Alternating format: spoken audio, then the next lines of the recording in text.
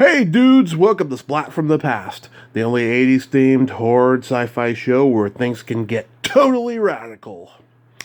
Now today I will be welcoming screenwriter Keith W. Strandberg, who wrote the No Retreat, No Surrender movies. The first one is my personal favorite, celebrating its 35th anniversary this year. And I'm having him on the show today to talk about that, talk about the sequels, some other martial arts movies he made, like Blood Moon and a couple other ones that he did, and talk about his interest in martial arts and all that stuff. As you know, I'm not a big sports guy, but I am fascinated with martial arts. I think it's pretty amazing. I made an attempt. I wanted to do martial arts when I was a kid, but then I just became chicken shit after a while and didn't do it, so I think we're going to have a great conversation today. So, here is my interview with Keith W. Strandberg.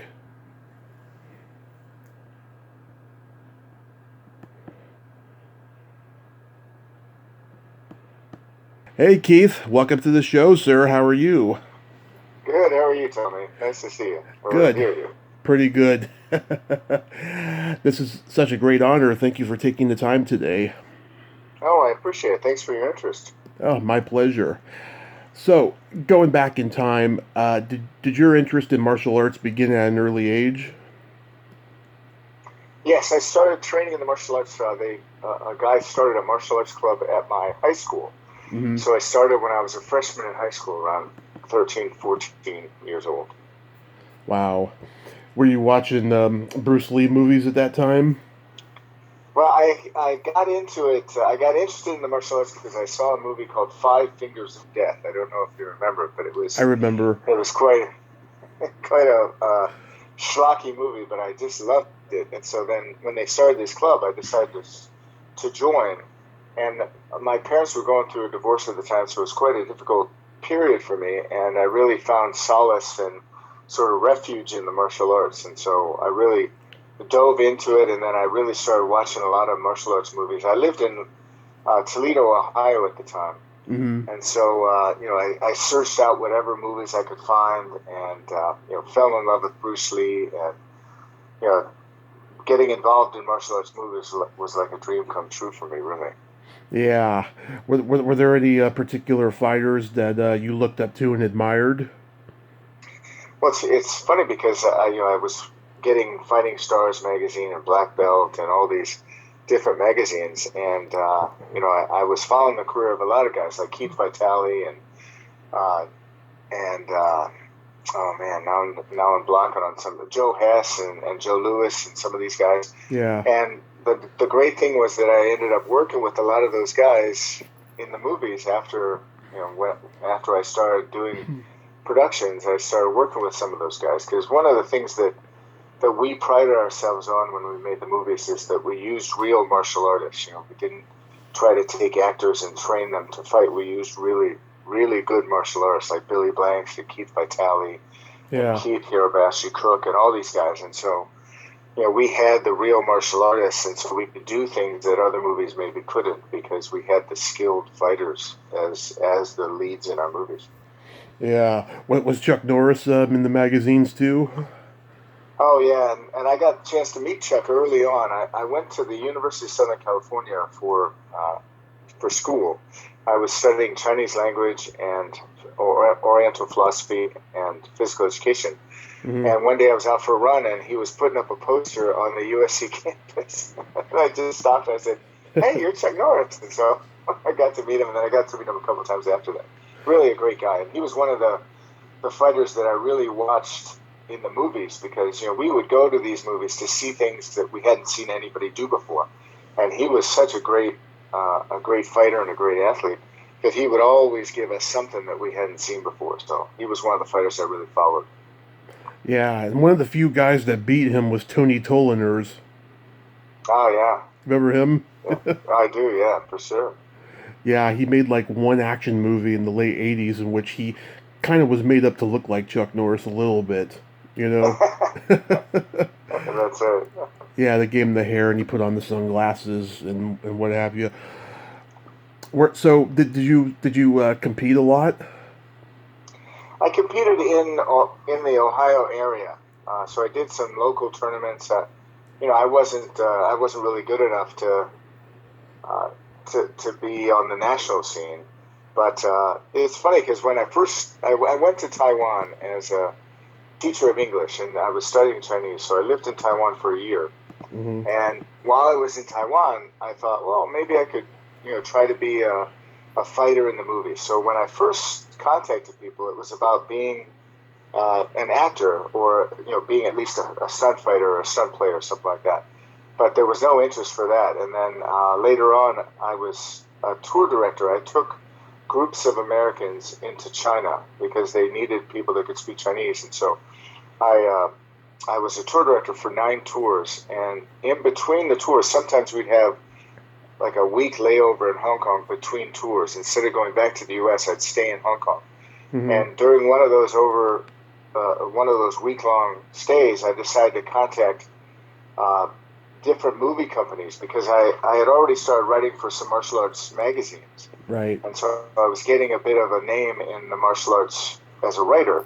So I Hmm. thought I could maybe break into the martial arts martial arts movies as a writer. And so Hmm. I contacted a bunch of companies while I was on this layover in Hong Kong, and only one showed any interest. That was Seasonal Film. And it was interesting because I knew that the owner of Seasonal Film spoke Mandarin. Most of the other guys spoke Cantonese, Yeah. and I spoke Mandarin. I didn't speak Cantonese. So, when I contacted Seasonal Film, the guy who's the head of it, NG, he started to hang up on me too, and I switched into Mandarin, and we hit it off right away. And I went over and spent a day with him while I was there during that layover. And then when I left, he said, if we do an American martial arts movie, I'll contact you. Hmm. And a year later, he called me and said, we want to get going. So it was great. Wow. Had you always gravitated toward writing too early on? Yes, when I was in high school, I was on the high school newspaper, and then when I was in college, I started a newspaper, like a newsletter for my school, and then I was, I started writing for. I started with martial arts magazines, and then started to freelance for other magazines. So writing has been really the key to everything for me. Wow. So, yeah, you probably thought to yourself, no matter what happens, I have these two gifts. I can combine them, or I could use whichever one. If one end up failing at, then I got the other. Yes, exactly, and the writing of the screenplays led to me being a second AD on the first movie, No Retreat, No Surrender. Hmm. And then I decided to start producing. And so I would write the script and then produce it. And in between the movies, and we were making about a movie every year and a half back then, or every 2 years. Yeah. So it wasn't enough money to live on. So I had to still write and teach and do other things in between. So the freelance writing was perfect because I could always take assignments when I wasn't on location. And then when I was on location, I'd just tell the people I was writing for that, I'd have to wait until I was back from location. So it was good. Wow. So what's the genesis behind No Retreat, No Surrender? Well, it's interesting because when NG decided he was going to make an American movie, and Hmm. the idea was to make an American movie with an American story and American actors, but with Hong Kong action. Hmm. And he came up with this great idea to use the ghost of Bruce Lee.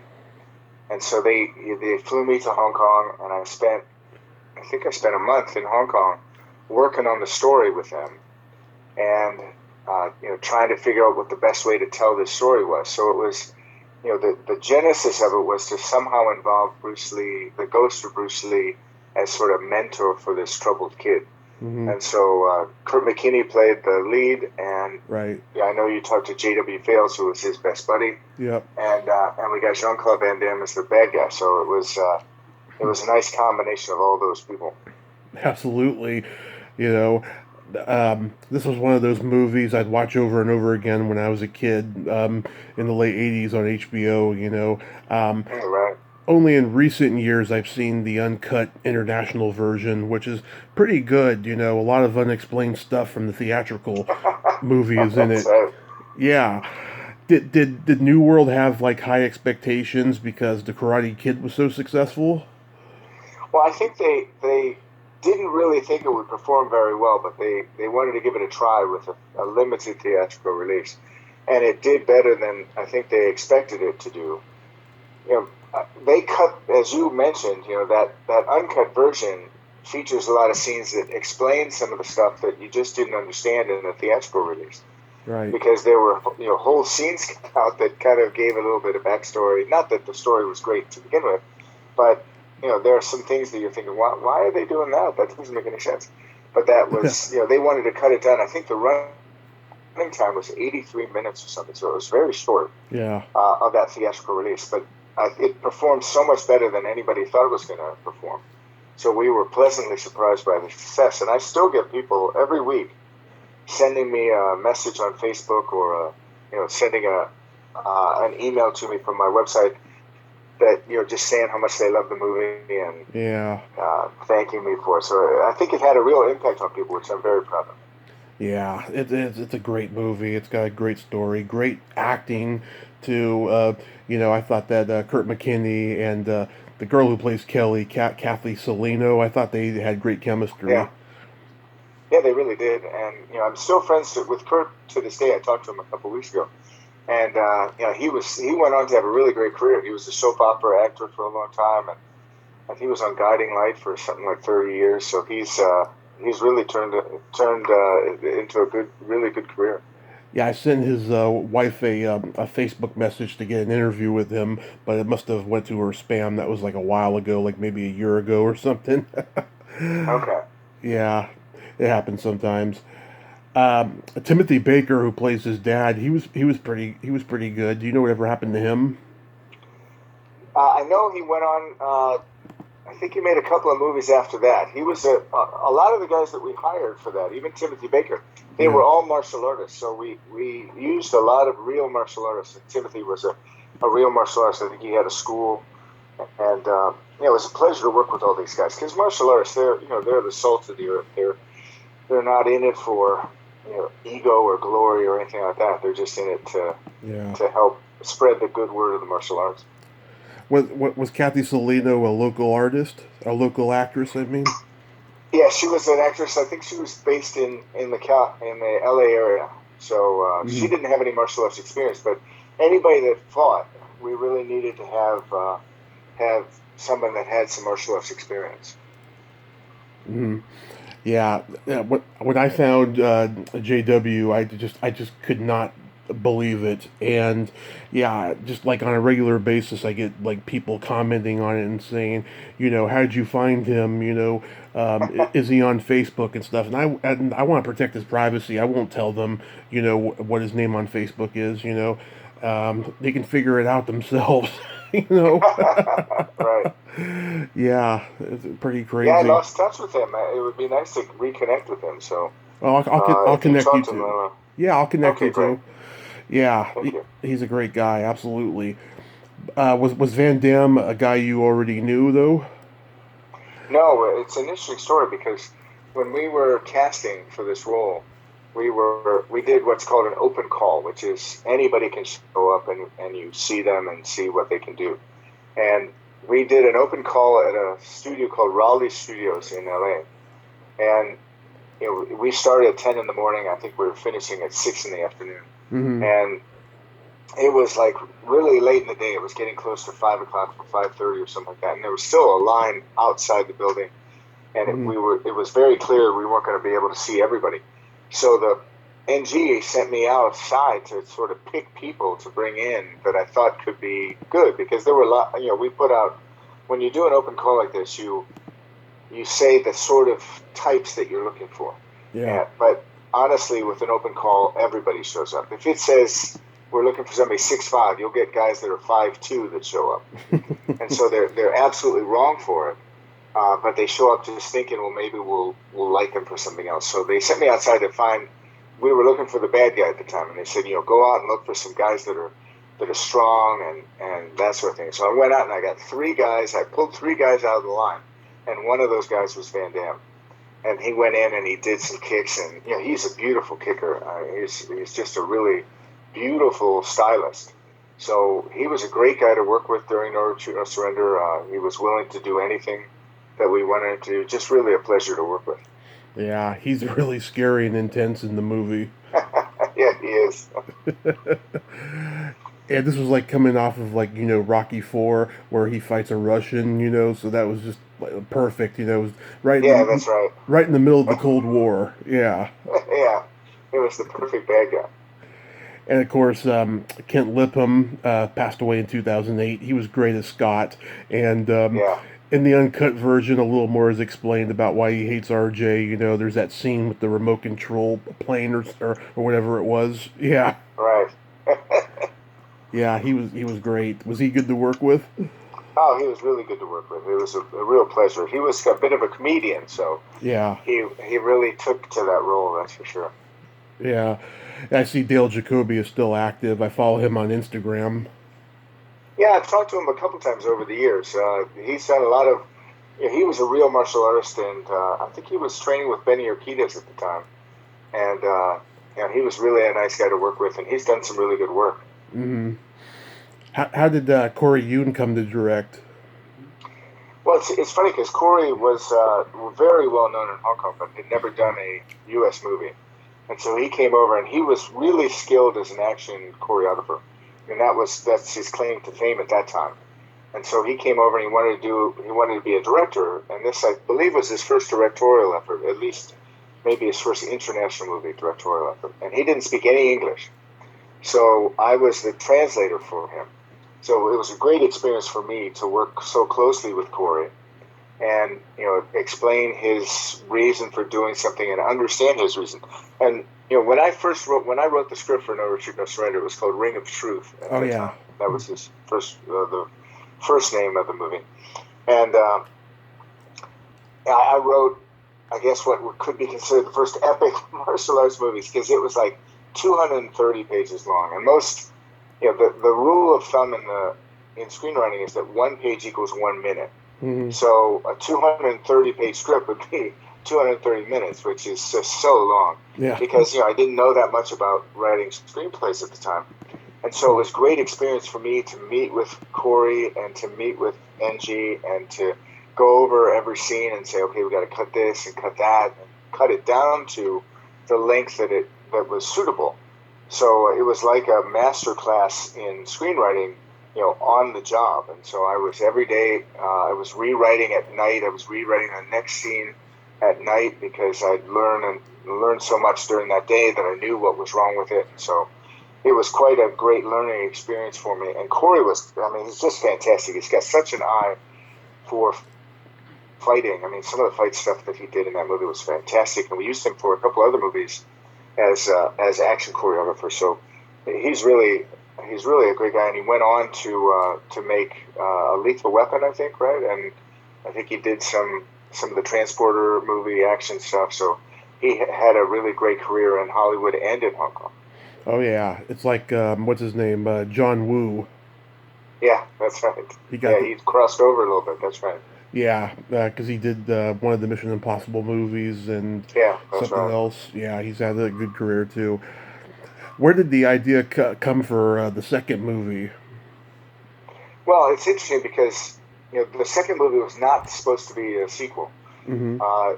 It was called Raging Thunder, but then everybody called it No Retreat, No Surrender 2, just because they wanted to capitalize on the success. And initially, it was going to be Van Damme and Kurt McKinney in the roles. Matthias Hughes, the role for Matthias Hughes is supposed to be Van Damme, and Kurt McKinney was supposed to play the Lauren Avedon role. But we ran into we had a multi-picture contract with both of them, but there was some strife going on in Thailand at the time. It wasn't particularly the safest place, I think, and so they both backed out of it. And even today, if you have a contract with an actor, it's really hard to enforce it because if you get an actor that's unhappy on the set, they're not going to be the best actor they can be and that sort of thing. So right. It didn't make any sense to force them to honor their contracts. So we let them go and we hired other people. And I wrote the script for Raging Thunder, mm-hmm. but I wasn't on the set. It was at a time in my life that I couldn't go to Thailand for 4 months. So somebody else stepped in as the producer, and they really botched they botched the script a little bit. The action was fantastic, but the story, I think the story suffered. And so I went to the premiere in LA at the time, and I watched the movie, and I was like, whoa, this is not my script. They made quite a lot of changes. And so then after Raging Thunder, I went to NG and I said, look, if you want this guy to do it, that's fine, but I'm out. I'm not doing it anymore. And but if you want me to do it, I'm going to write it and I'm going to produce it. He was like, okay. So, I then went on to do the rest of the season of movies as writer and producer. Not that I was writing sort of Academy Award-winning scripts by any means, but at least I had a little bit of control over the way the material was treated. Yeah. Did it bother you, though, that the original title wasn't named that? Yes, absolutely. And, for a while there, I thought every movie we made was going to be called No Retreat, No Surrender. Yeah, because the first 3 movies they called No Retreat, No Surrender. And in Europe, I think they called them Karate Tiger. So, yeah, it was Karate Tiger 1, 2, 3. And I think they even called King of the Kickboxers Karate Tiger 4, which was really weird, since it had nothing to do with karate. But, they just wanted to capitalize on the success of the first one. Yeah, God, I remember as a kid, hearing that another one was out, right? And I see each one, and I'm like, this is not the first movie, and I'm always thinking that they're going to bring back the characters from the first movie in the next one, I just remember being disappointed by that.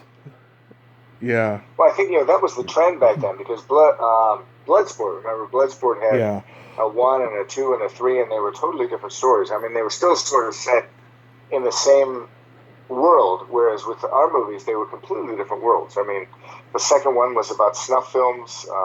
The third one was about CIA and terrorists. I mean, it's just they were completely different stories. So it didn't really make much sense to call them No Retreat, No Surrender. But I guess it helped in the sales. So yeah, didn't the director of the third one kept changing the script a lot or something? Oh. Yes, we shot that movie down in Tampa, and the director was Lucas Lowe, and it was his first time directing a movie. And he would, what he would do is that we'd go into a scene. Let's say one of the scenes I remember very vividly was the funeral scene with, the father had died, and so the 2 sons were there at the funeral, and it was really an emotional scene, and we really needed to pay a lot of attention and give it a lot of time for the dialogue. But what Lucas would do is he would show up and he would mess around with the extras and mess around with the scenery, and he'd spend so much time setting up the scene that we'd get to shoot the scene where the important dialogue is, and we'd have a couple hours left. And he'd come to me and say, Keith, we're running out of time, you got to cut this scene. I'd be like, what? This is crazy. So we had to cut some really important dialogue. Because he just wasted so much time messing around with, the visual appearance of the extras and the 21-gun salute and that sort of thing, where the meat of the scene we paid short shrift to, I think. Yeah. Yeah, God, back in those days there was so much politics regarding, exploitation sequels. Yeah, that's right, exactly. It's crazy. I read that your personal favorite movie you wrote was Blood Moon. Yeah, I really like Blood Moon. I like King of the Kickboxers too. I thought the fighting in King of the Kickboxers, that's probably my favorite movie from a fighting standpoint. But Blood Moon, I like the story a lot, and I thought we had some really great actors. Chuck Jeffries was in that, and he's a really good friend of mine, as well as Gary Daniels was in it, and he's still a friend. And we shot it on the studio, Carroll Studios in Wilmington, North Carolina. So we actually shot on the set on the studios where Brandon Lee had done The Crow. Yeah. It was a little eerie to be shooting down there, but it was a great experience, and it was one of my favorite movies to work on, because it was the biggest budget movie. Yeah. That we ever did, and I think we got a lot of that on screen. Did you go to North Carolina to avoid the taxes of L.A.? Well, that was a SAG film, so we did a couple of SAG films, and that was the movie that we tried to get Scott Adkins in. You know Scott Adkins, He's in the Borco movies or something like that. Mm-hmm. He's really a very skilled fighter today, one of the best fighters out there. And back then, I did a camp that trained martial artists to fight in the movies. Mm-hmm. And we did this camp every summer, and we did a couple. We did one in Atlanta, and we did one in LA. And Scott came to one of those camps because he flew over from England. He was from England. And he flew over from England to the Atlanta camp because he really wanted to break into martial arts movies. And we tried to hire him for Blood Movie. Because it was a SAG picture and because he was from England, it was impossible to get the right for him to work because they thought we should have hired somebody from the U.S.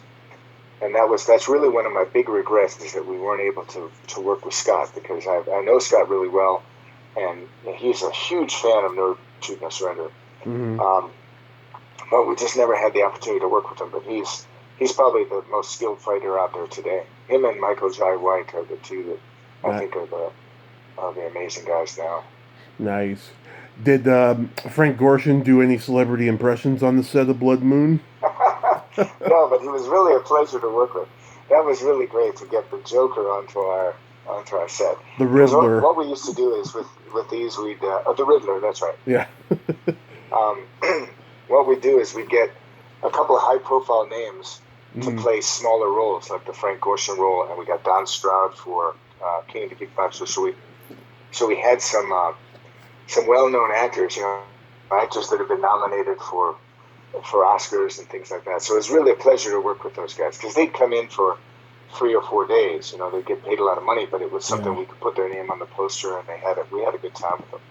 Oh yeah, that was pretty common back then. Guys like David Carradine. Yeah, that's right. David Carradine would do these type of movies. Even Martin Landau did. I mean, it was pretty easy to get big A-list stars in low budget movies back then. So like in No Shoot No Surrender 3, we used Joe Campanella. So he was really a pleasure to work with Joe Campanella. Really a pro. Mm-hmm. Was there a point after the martial arts and kickboxer movie craze on VHS kind of ended that you decided to you weren't going to write those kind of movies anymore? Well, it was about the time when we made King of the Kickboxers. Mm-hmm. King of the Kickboxers did really well, and then we decided we'd invest more money into the next movie, which was then Blood Moon. And just to give you an example, with King of the Kickboxers, so I'm just using a rough number, but let's say we sold it in one territory for $500,000. Okay, so at that point you'd sell these movies to different territories. So the UK would buy it, South Africa would buy it. So they'd all buy for their territory. And so let's say we sold to one territory $500,000 with King of the Kickboxers. Mm-hmm. So we went out and we spent more money on Blood Moon. It was arguably a better story with better actors. And so we showed up with that to the next film market, went to the same buyer who had just bought King of the Kickboxers for $500,000, and he offered us $60,000 for Blood Moon. Because at that point the market had changed so dramatically that the money wasn't the same anymore. And here we were sitting with a movie that we'd made for more money, and we were getting offered less for certain territories. So that was a real wake-up call, and that's when I decided to go back to school and get my master's in screenwriting, so that I could learn to write, better movies, and maybe try to break out of martial arts movies and go into mainstream movies. That didn't happen, but one of the other reasons I went back to school is that I wanted to teach, and so I was able to teach at Towson University, and today I teach at Webster University in Geneva, Switzerland. I teach in the media department there. Nice. So, it wasn't all wasted. I was able to get a master's degree that would allow me to teach at the college level. Do you get a satisfaction teaching that you don't by actually screenwriting? Well, screenwriting is such a long process. Like, you write a script, and it might be a year or two until it's made. And so it's a bit unfulfilling that way because even after it's made, then it has to be edited, and after it's edited, it has to be sold, and after it's sold, it has to be shown. And so it could be 3 or 4 years of your life, whereas teaching is a lot more immediate. I do a semester of a class, and I get to see the students and how they evolve. And I think one of the nice things about teaching is that I'm in touch with the younger generation, so I can see what it is they're interested in, and it's really a good experience. I love the teaching part of it. And I started out as a teacher of martial arts, so I've been teaching sort of all my life. Do you think that people have kind of forgotten about martial arts and kickboxing because everybody's watching UFC and WWE these days? Yeah, I think that's a fear, quite honestly, Tommy. I think that um, you know, I like UFC for I like the concept of UFC, but the reality of it is just so brutal Yeah. and so mean-spirited, and it has nothing to do with the spirit of the martial arts. So I think that people have lost that sense of it, and that's one of the reasons why I'm trying to do a reboot of No Retreat, No Surrender, because I think we need a movie that will show the actual real side of the spirit of the martial arts, because that's lost. I mean, there's so much martial arts now out in just mainstream movies, but it's only, I like to call it fight porn. Yeah. You remember the Raid movies came out there. I mean, it's just fighting. You get so, there's no story. It's just all these fighting. And, the same is true with whenever it's used in a mainstream movie. It's just, it's something the character does. It's got nothing to do with the spirit of the martial arts.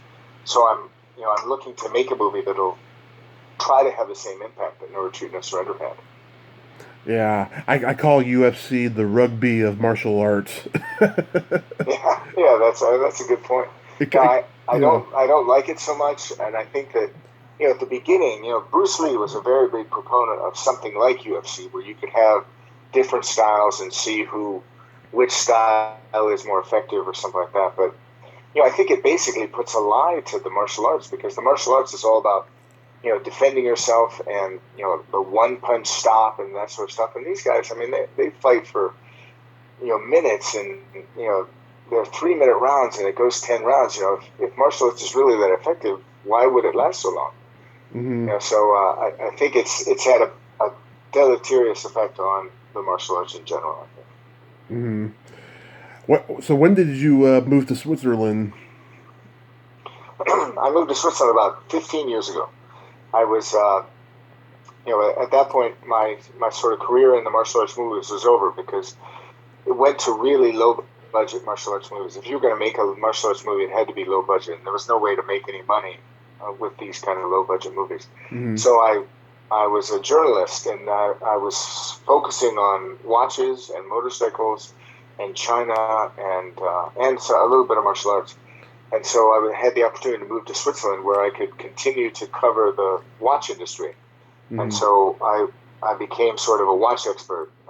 It's funny, because I would buy myself what I thought was a nice watch after I finished a movie. So I'd be in Hong Kong, and I'd go to a Hong Kong watch dealer, and I'd buy what I thought was a good watch. But I really didn't know anything about watches, so I started to educate myself a little bit, and I started to write about it. And then it really became one area where I really loved, and the industry is really a nice industry. The film industry is a pretty nasty industry, but the watch industry is a civilized industry. So I've been in the watch industry for 30 years. Nice. What's it like right now in quarantine? Well, it's not bad here in Switzerland.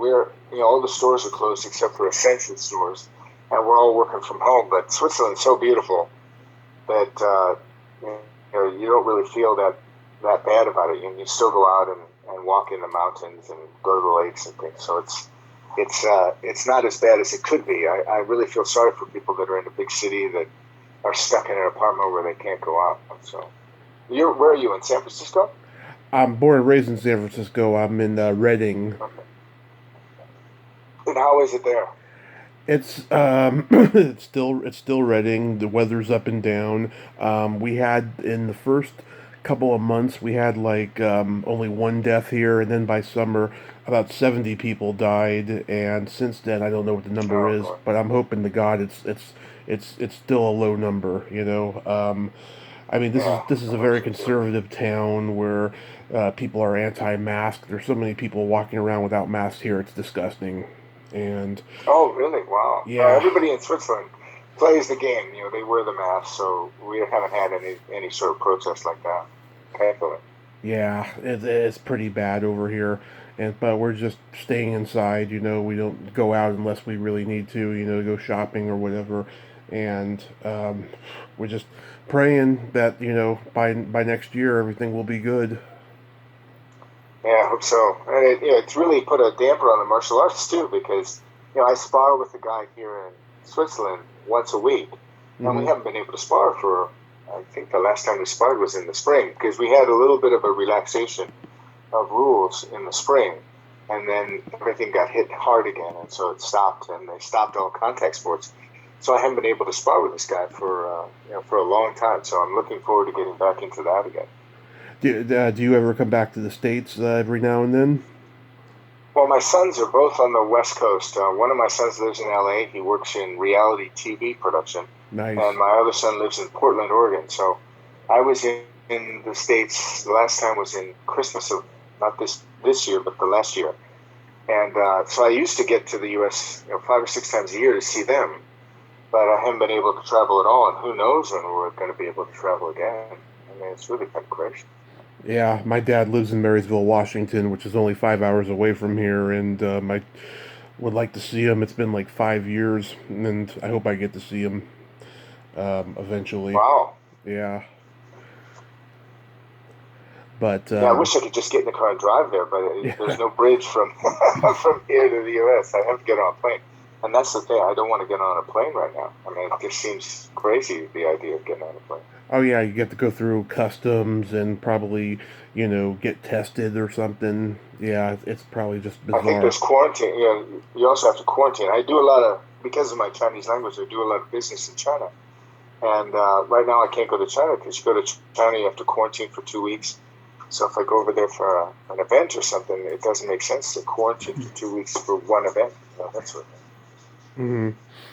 Well, Keith, I hope you do get to make that reboot of No Retreat, No Surrender, and I thank you for coming on today. Well, thank you very much. It was a pleasure talking to you, and good luck. And let me know when this comes out. Okay. My pleasure. Thank you, sir. And yes, I absolutely will. All right. Talk to you soon. Thank you. Okay. Bye bye. Bye. Well, there you have it. Keith W. Strandberg. Ain't he a cool dude? Nice guy. Very knowledgeable about martial arts. It was great to talk to him, and it was an honor. Well, until next time, this is Tommy Throwback Kovac saying there's no shame in living in the past because the present sucks. Later, dudes.